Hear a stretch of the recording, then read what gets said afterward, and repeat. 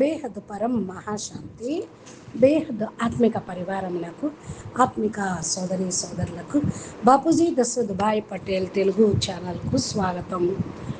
ఈరోజు మనము ఏలియన్ ఇంటర్వ్యూలో 3-4 పార్ట్స్ విన్నాము. ఇప్పుడు ఇంకా దానికి సంబంధించింది వివరాలు విందాము. ప్రపంచం మొత్తంలో అమెరికా ఏలియన్ డిస్క్లోజర్ 1-2 చేసింది. ప్రపంచాన్ని ఆలోచించేలాగా చేస్తుంది. మనం కూడా ఇంకో నాగరికత ఉంది, మనకంటే ఇంటెలిజెంట్ పెద్ద లెవెల్లో పనిచేస్తుంది అని ఈరోజు ప్రపంచం దీన్ని సీరియస్గా తీసుకుంటుంది. రోజ్వెల్ అనే ఊరు యుఎస్లో అనుకుంటా, న్యూ మెక్సికోలో ఉంటుంది. అక్కడ గ్రూప్లో ఒక వీడియో వేశారు.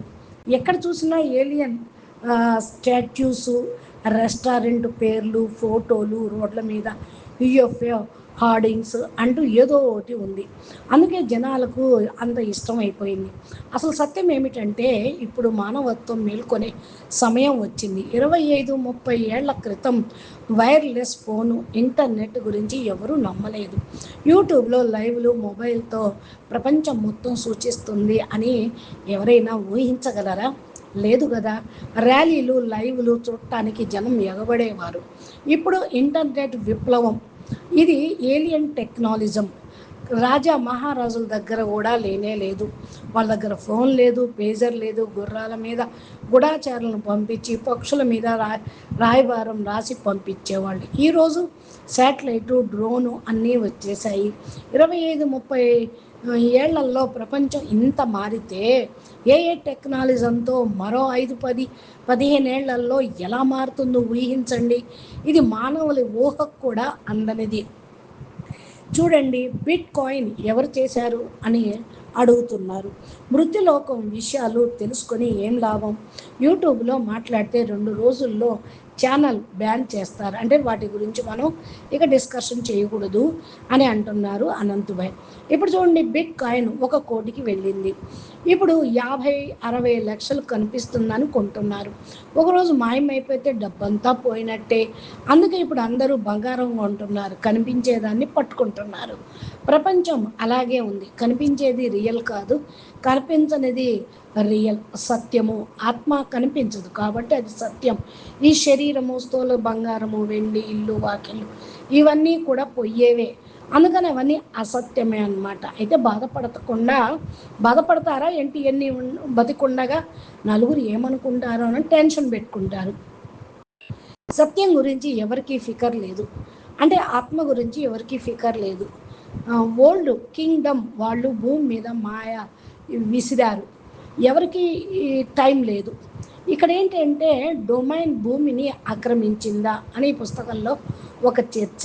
దానికి జవాబు అవును అని, కాదు అని కూడా వచ్చింది. 50-50 అని చెప్తూ ఉన్నారు. ఇకపోతే ఆకాశగంగా ఈ ప్రాంతంలో డొమైన్ ఆస్తి, వారు ఏమైనా చెయ్యొచ్చు, నాశనము చెయ్యొచ్చు అని చెప్పుకుంటూ ఉన్నారు. అంటే పృథ్వీ చుట్టూ పరంగా డొమైన్ ఆస్తి, చట్టపరంగా అది డొమైన్ ఆస్తి పృథ్వీ అనేది. అంటే మనుషుల్ని అడగలేదు, మానవత్వానికి హక్కు లేదు. మనం మన గ్రహం మీద అతిథులం, యజమానులం కాదు. అంతే కదా. బేహద్దు పిల్లలైతే పైనుండి వచ్చారు విశ్వ పరివర్తన కోసం, విశ్వ కళ్యాణం కోసం. మనం కూడా ఏలియన్సే, మరి మనం కూడా అతిథులమే. ఇది మన సొంతం కాదు. అందుకని బాపూజీ అంటారు చూడండి, ఇది బ్రహ్మాండ వాసులు కాదు, గెలాక్సీ వాసులు కాదు, యూనివర్స్ వాసులు కాదు, మల్టీవర్స్ వాసులు కాదు, బేహద్దుకే బేహద్దు కళల పవర్ ఉన్నటువంటి ఆత్మలు అని. అందుకని మనం సెటరేట్ అవుదాంలేండి. బయట ప్రపంచంలో వాళ్ళు ఏమనుకున్నా సరే, మనమైతే అతిథులమే. మంది పిల్లల బాపూజీ పిల్లలుగా ఉంటూ యజమానిగా ఉందాం. చెప్తుంటారు అవ్యక్తవాణిలో, ఏమని, పిల్లలుగా ఉంటేనే యజమానిగా అవుతారు అని. తో ఆక్రమణ అసలు విషయాలు ఏంటి అంటే గెలాక్టిక్ ఎక్స్పోషన్ ప్లాన్, బిలియన్ ఏళ్ల ప్లాన్ అన్నమాట. తర్వాత 5,000 సంవత్సరాల ఏళ్లలో కార్యకలాపాలు పెరిగాయి. భూమి లక్ష్యం కాదు, దారిలో రెస్టారెంట్ లాంటిది ఇది. సైన్యం కిల్లాను అడ్డంగా వాడుతున్నదన్నమాట. ఇకపోతే ఇక్కడ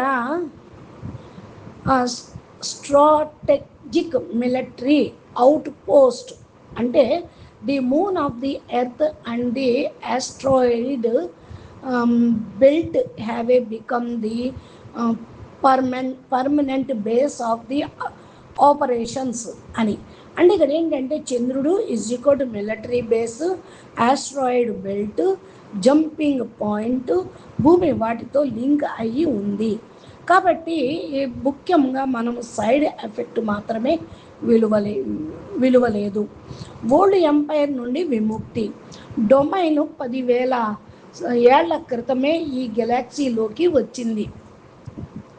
ఓల్డ్ ఎంపైర్ గ్రహాలను జయిస్తుంది, కానీ భూమి లోపల old empire mind control missionary ఇంకా నడుస్తుంది. భూమి వనరుల రక్షణ. డొమైన్కి భూమి మీద, ఆత్మల మీద ఆసక్తి లేదు, కానీ వనరులు నాశనం కాకూడదు. ఒకే అనుభవంతోటి భూమి ఆక్సిజన్ మొత్తం మింగేస్తుంది. అందుకే దేవతలు జోక్యం చేసుకుంటారు గీతలో చెప్పినట్టు. కానీ వీరు ఎక్స్ట్రా టెరెస్ట్రియల్ దేవతలన్నమాట. తప్పిపోయిన 3,000 ఆఫీసర్ల నిఘా. 8,200 ఏళ్ల క్రితం హిమాలయాల్లో పట్టుబడిన 3,000 డొమైన్ ఆఫీసర్లు ఇంకా మానవ దేహాల్లో ఉన్నారు. డొమైన్ వారిని గమనిస్తుంది. గుప్త జాగరణ ప్రయత్నం అన్నమాట. కొంతమంది డొమైన్ ఆఫీసర్లు వ్యక్తిగతంగా మానవత్వాన్ని మేల్కొపడానికి ప్రయత్నిస్తున్నారు. టెస్లా, న్యూటన్, ఋషులు, గురువులు ఈ కేటగిరీకి చెందిన వాళ్ళే. అసలు ఆక్రమణ ఎవరిది? ఓల్డ్ ఎంపైర్దా అని ఆలోచిస్తే భూమి ఒక కారాగృహం. మనం విన్నాం కదా, జైలు లాంటిది అని. గెలాక్సీ హోల్ కాస్ట్ ఫలితం. ఆత్మల్ని ఇక్కడికి డంప్ చేశారు, ఎందుకంటే అవి చాలా హింసాత్మకం. ఓల్డ్ ఎంపైర్ వర్ణ వ్యవస్థకు విప్లవాత్మక ముప్పు. ఓల్డ్ ఎంపైర్ భూమిని జైలులాగా చేసింది. మైండ్ కంట్రోల్ మిషనరీ పెట్టింది. ప్రతి మరణం తర్వాత మెమరీ వాయువు చేసి తిరిగి పంపుతుంది. డొమైన్ అంటే బయట ఆక్రమణ మాత్రమే చేసింది. లోపల ఆక్రమణ మన ఆత్మల మీద ఇంకా ఓల్డ్ ఎంపైర్దే. ఇకపోతే ఈ 2 ఆక్రమణలు ఏంటి? ఒకటి డొమైన్ బయట సూక్ష్మ జగత్తును కంట్రోల్ చేస్తుంది. దాని యొక్క లక్ష్యం ఏంటంటే గెలాక్టిక్ విస్తరణ. అంటే జోక్యం ఏం చేస్తుంది? కనిష్టం అన్నమాట. ఓల్డ్ ఎంపైర్ లోపల భూమి మీద ఉండి ఆత్మల దమనం, నిరంతరం శత్రుత్వం. ఇట్లా మనిషి స్థితి ఎలా ఉంది ఈనాడు అంటే, డొమైన్కి మన రోడ్డు మీద చీమ లాంటి వాళ్ళం. డొమైన్కి మనం ఈ రోడ్డు మీద ఓ చీమ లాంటి వాళ్ళం. శత్రువు కాదు, మిత్రుడు కాదు. ఎరలేవెంట్. దేవతలు మనుషులతో యుద్ధం చేయనట్టు. ఇక్కడ ఒక షాకింగ్ నిజం చెప్పమంటారా? మనము బయట నుంచి వచ్చాం కదా, అన్ని నక్షత్రాల నుండి ఆత్మలు వచ్చాయి. ఋషులు అవతారాలు పై గ్రహాల నుండి పంపబడ్డారు. భూమి మూల నివాసం ఎవ్వరూ లేరు. బాపూజీ కూడా ఒకసారి అన్నారు, అసలు ఈ బ్రహ్మాండ రచన లేనే లేదు. ఫస్ట్ పరార్థం వాళ్ళు వెళ్ళిపోయారు, రెండో పరార్థం వాళ్ళైతే అన్ని చోట్ల నుండి వచ్చిన వాళ్ళే. అందుకే ఈ యొక్క కలియుగంలో 800 కోట్ల మంది జనాభా ఎందుకున్నారు?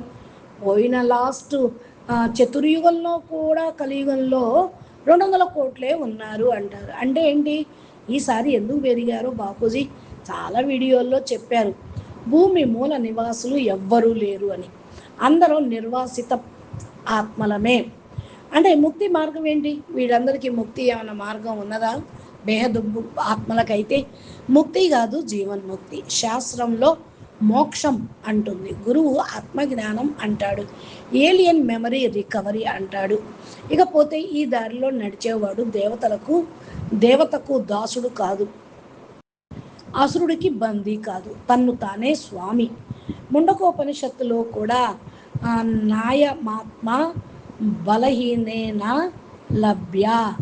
ఆ ఆత్మ బలహీనుడికి లభించదు, ఈ ఆత్మ బలహీనుడికి లభించదు అని. ఇక్కడ మనం తెలుసుకోవాల్సింది సెంటినెట్ ఐలాండ్ వాళ్ళకి 800 కోట్ల మంది ఉన్నారని తెలిసినట్టు మనకు కూడా మిల్కీ వే నుండి చూస్తే మనం చీమల్ లాంటి వాళ్ళం. మల్టీవర్స్లో లెక్కలేనన్ని భూములు ఉన్నాయి. గెలాక్సీలోనే ఉన్నాయి కదా 800 కోట్ల సోలార్ సిస్టమ్లు ఉంటే అన్ని చోట్ల ఆత్మలే, అన్ని భూములు ఉన్నట్టే కదా, అన్ని నవగ్రహాలు ఉన్నట్టే. అయితే ఏలియన్ బుక్లో మన చేతికి వచ్చినట్టు 2008లో ఈ బుక్ మన చేతికి వచ్చింది. బాపూజీ జ్ఞానం 50 ఏళ్ల ముందు జ్ఞానం. దీన్ని కాపాడాలి, షేర్ చెయ్యాలి. ఎప్పుడో చెప్పారు బాపూజీ అన్ని వివరాలు. మీరు ఎంతవరకు తెలుసుకుంటారు? మీకు అర్థమైందా? కొంతన్నా సత్యం తెలుసుకున్నారా? కాబట్టి బాపూజీ చెప్పిన దాని ప్రకారం ఇప్పుడు మనం ఎక్కడి నుండి వచ్చాము, ఎక్కడికి వెళ్ళాలి, ఏ విధంగా అనేది మనకు తెలియాలి అంటున్నారు బాపూజీ. అచ్చా, మరి పరం మహాశాంతి. మానవుల్ని వాళ్ళు మానవాత్మల్ని నియంత్రించగలరా? ఆధ్యాత్మిక దృష్టితో ఒక విశ్లేషణ ఉన్నది. పుస్తకంలో చెప్పబడినట్టు కూడా ఈ ప్రకారం భూమిపై కేవలం మనుషులు మాత్రమే కాకుండా ఇతర జాతుల ప్రభావం కూడా ఉందని భావించండి. ఈ డొమైన్ అనే శక్తి భూమి మరియు దాని పరిసర ప్రాంతాలపై బాహ్య స్థాయిలోని నియంత్రణలు కలిగి ఉంటుందని, వరల్డ్ ఎంపైర్ ఆత్మలు చైతన్యాన్ని నియంత్రించే శక్తిగా వర్ణించబడింది. బాపూజీ చెప్పినట్టు యుఎఫ్ఏలు మరియు ఏలియన్లు సూక్ష్మ జగత్తులోకి వచ్చి అక్కడ స్థిరపడి ఉన్నారని చెప్తూ ఉన్నారు. వీరు భూమి చుట్టూ ఉన్న ప్రాంతాలపై తమ నియంత్రణను ఏర్పరచుకున్నారు. వరల్డ్ ఎంపైర్ భూమిపై ఉన్న జీవుల మేధస్సు మరియు చైతన్యంపై ప్రభావం చూపుతున్నారు అని కూడా చెప్తున్నారు. ఈ కారాగారం లేదా పునర్జన్మ గ్రహం వివరించారు. ఇక్కడ ఆత్మలు పదే పదే జన్మ మరణ చక్రంలోకి వస్తూ ఉంటారు. అచ్చా, ఇంక దీని గురించి జన్మ మరణ చక్రాలు మరి ఏవైతే మరి ఉన్నాయో అవన్నీ ఏంటి, ప్రశ్న ఏంటి, మరి నియంత్రించగలవా? మానవాళికి ఇది పెద్ద బంధనం, బాహ్యమేమీ కాదు. అంటే జన్మ మరణ చక్రంలోకి వస్తూ మరి ఎందుకు ఇలా ఇరుక్కుపోయారు? చంద్రుడు మరి ఇతర గ్రహాలు అంతరిక్ష ప్రాంతాల్లో డొమైన్ యొక్క వ్యూహాత్మక కేంద్రాలుగా వివరించబడ్డాయి. మానవాళికి ఉన్న అతిపెద్ద బంధనం బాహ్యమైనది కాదు, అదే అజ్ఞానం, సంస్కారాలు మరియు మానసిక నియంత్రణ. నిజమైన విముక్తి ఏదైనా ఉందా అంటే ఏలియన్ శక్తి ద్వారా కాకుండా ఆత్మజ్ఞానము, ఆత్మ జాగృతి మరియు తన్ను తాను తెలుసుకోవడం ద్వారా సాధ్యమవుతుందని బాపూజీ చెప్తున్నారు. కాబట్టి ఈ యొక్క ప్రధాన సందేశం ఏమిటంటే ఎవరు తమను తాము తెలుసుకుంటారో వారు ఏ బాహ్య శక్తికి బానిసలుగా ఉండరు, వారే నిజమైన స్వతంత్రులు. మరి ఇక మనకు ఏలియన్లు మానవాత్మలు నియంత్రించగలరా? దీని గురించి నెక్స్ట్ మనము విందాము. అచ్చా, పరం శాంతి, నమస్తే, ధన్యవాదాలు. బేహద్కే బేహద్ పరం పరం మహాశాంతి. బాపూజీ దశరథ్ భాయ్ పటేల్ తెలుగు ఛానల్ని మీరు సబ్స్క్రైబ్ చేసి గంట సింబల్ని ప్రెస్ చేస్తే నోటిఫికేషన్ రూపంలో మీకు బాపూజీ చెప్పేటువంటి అద్భుతమైనటువంటి జ్ఞానము అందుతూ ఉంటుంది. నమస్తే.